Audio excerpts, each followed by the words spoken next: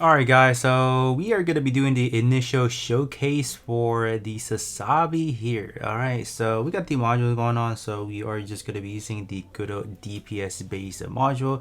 Unfortunately, right now, yellow element is the only color that does not have its own raid equipment, being the one that's able to stack damage.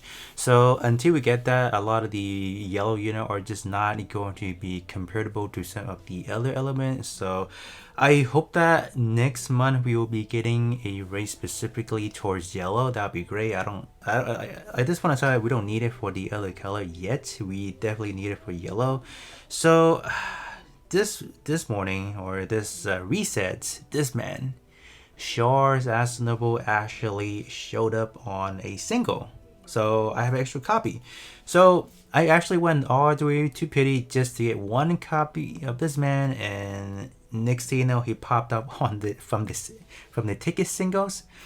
This man has to be one of the biggest troll ever, but I'm not going to be upgrading the potential unleash. Obviously, I'll wait until we head to the P5 showcase or the T5 showcase.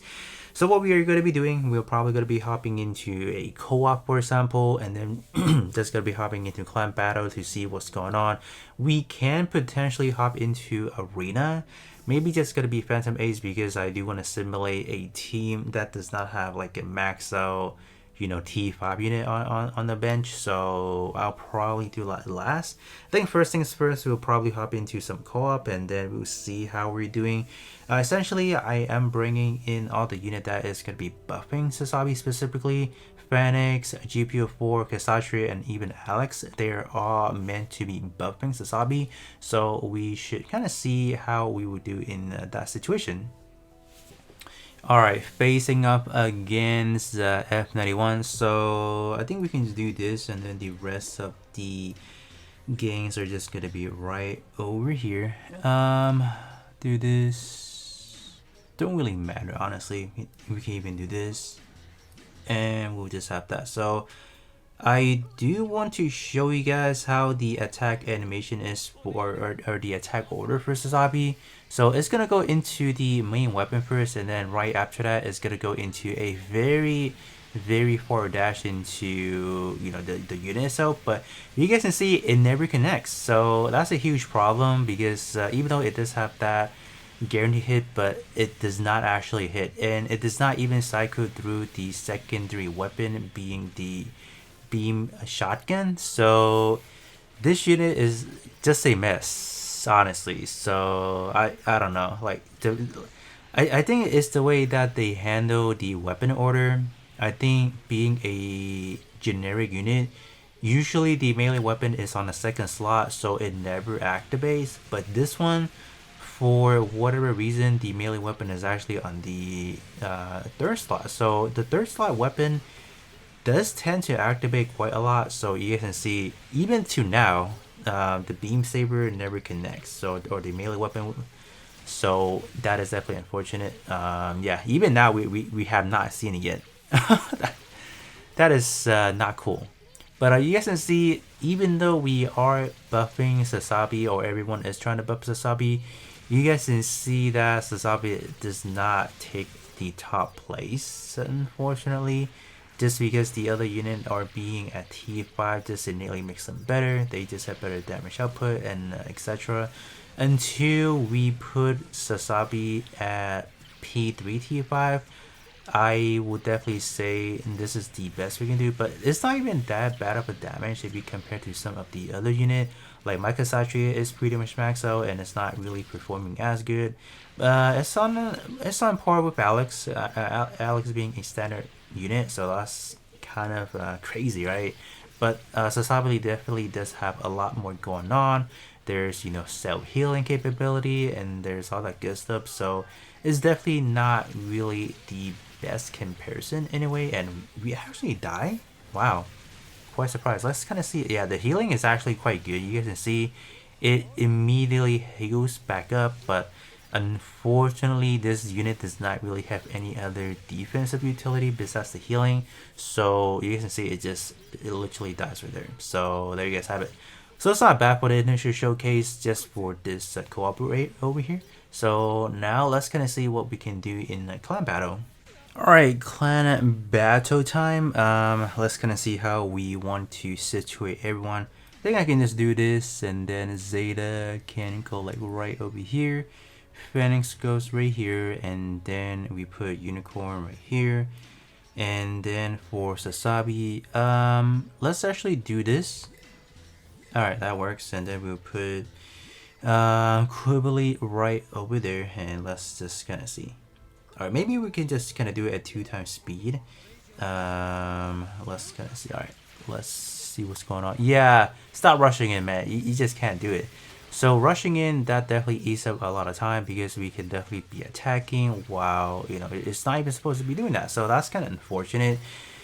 Yeah, you guys can see this in this situation, we did see a tad of green, so that's actually from the melee weapon, and the damage is not even anything impressive. That is definitely unfortunate because it, although it is trying to do that hit, it does have a pretty high power modifier, but if you can't land the hit, even if you have the highest maximum damage modifier, it's not going to do any damage. So kind of unfortunate, but let's see what our score is actually. I didn't quite catch it.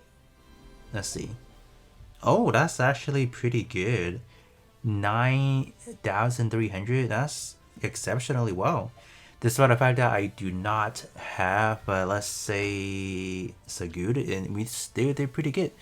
So I will have to assume when we do have Sazabi max out, this is just gonna look even more impressive, right?